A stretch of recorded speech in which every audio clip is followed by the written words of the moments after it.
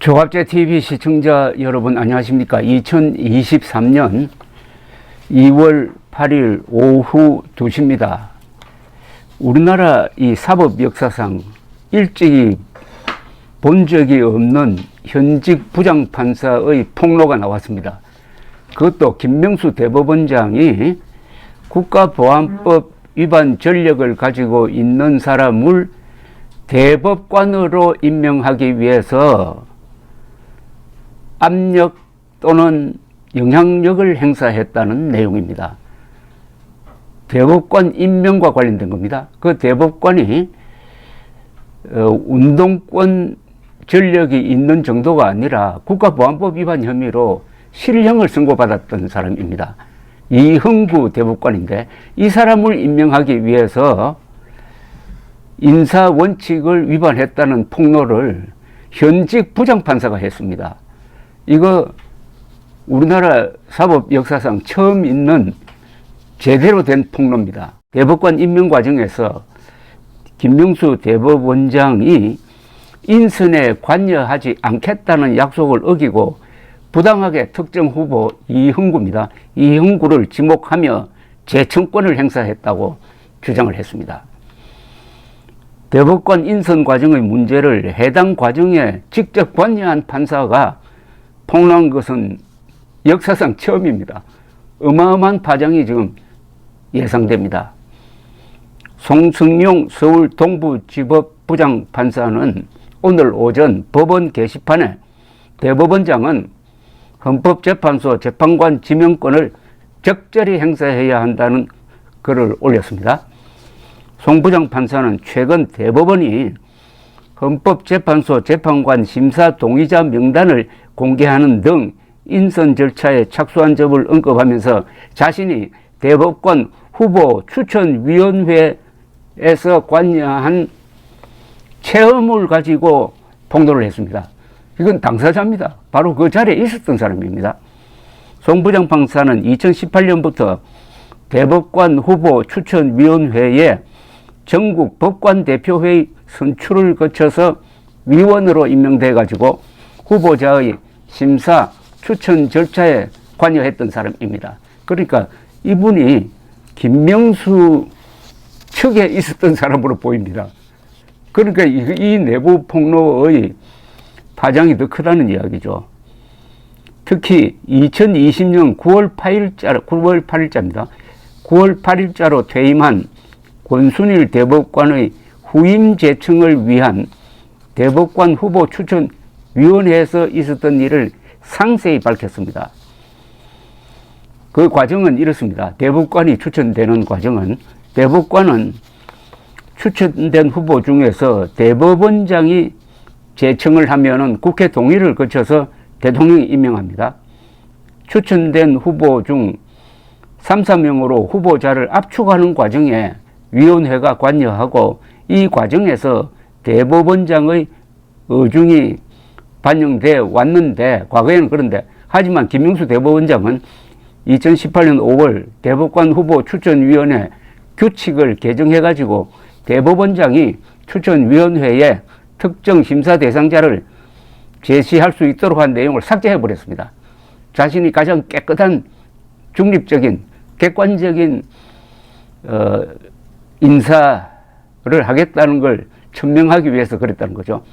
후보 추천을 위원회에 맡기고 대법원장이 특정 후보자를 지목하지 못하도록 했다는 겁니다. 그런데 실속은 달랐다는 겁니다. 추천위원이 임명되면은 추천회의 일정이 정해지고 위원들은 후보자들의 자료를 숙지하고 장시간 토론을 거치게 됩니다. 송 부장판사는 이렇게 폭로를 합니다. 회의 전 어느 월요일 모 판사님과 제가 위원장님을 찾아가, 그러니까 이 위원장님은 추천위원회 위원장입니다. 위원장님을 찾아가 사무실에서 도시락을 먹었다면서 당시 위원장으로부터 다음과 같은 말을 들었다는 겁니다. 당시 위원장이 이번에 인사총괄심의관이 관련 자료를 가져오면서 모 기자의 칼럼을 제시하며 특정 후보자인 이모 후보에 대해 이분을 눈여겨보실만 합니다란 취지의 말을 하고 가더라고 말하더랍니다. 인사총괄 심의관이 왔더랍니다. 그래서 이모 후보라고, 특정 후보이 아닌 이모 후보라고 이 송 부장 판사는 이야기했지만 이 사람은 이형구 판사입니다. 이형구 판사. 자, 송 부장 판사는 이어서 이렇게 폭로를 합니다. 저는 위원장님의 위 말씀을 듣고 경악을 금치 못했다. 만일 인사총괄 심의관의 위 행동에 대법원장의 의중이 반영된 것이라면 대법원장이 스스로 공언한 제시권의 폐지를 뒤집고 일종의 추천하는 권한을 제시권이라고 표현을 했습니다. 제시권의 폐지를 뒤집고 간접적이고 음성적이고 보다 교묘한 방식으로 추천위원장님께 제시권을 행사한 것이라고 했습니다. 송 부장 판사는 이어서 결국 위 특정한 이모 후보는 추천회의에서 3인의 후보로 추천되었고 그중 최종적인 대법관 후보로 제청되어 임명됐다면서 해당 대법관이 이형구 대법관이라고 밝혔네요. 그러니까 세 사람의 후보자 명단에 올라갔고 그중에 대법원장이 김명수 대법원장이 이형구 대법관을 딱 찍었다는 겁니다. 국가보안법 유죄 판결을 받은 최초의 대법관입니다. 이형구 대법관은 국가보안법 위반자 중 최초로 사법고시에 합격한 운동권 출신으로 서울대 법대 동기인 조국 전 장관과 막역한 사이로 알려졌다고 합니다. 송 부장 판사는 미혹한 제가 보기에도 이는 대법원장의 부당한 제시권 행사에 그치는 것이 아니라 대법관 후보 추천위원회의 공식 검증 기능을 사실상 형해화함으로써 헌법상 보장된 대법관의 재청권까지 무분별하게 남용된 경우라고 했습니다. 송 부장 판사는 만일 제3것과는 달리 인사총괄심의관의 행위가 개인적인 일탈에 불과한 것이라면 징계 시효가 지나지 않았으므로 징계 절차를 즉시 진행해달라고 촉구했습니다. 인사총괄심의관이 김명수 대법원장을 이름을 팔았느냐 하는 여부도 가려야 되겠다는 이런 이야기입니다. 송 부장 판사는 뒤늦게 자신이 폭로에 나선 이유에 대해서 부끄럽지만 개인적인 사정 때문이라고 했습니다.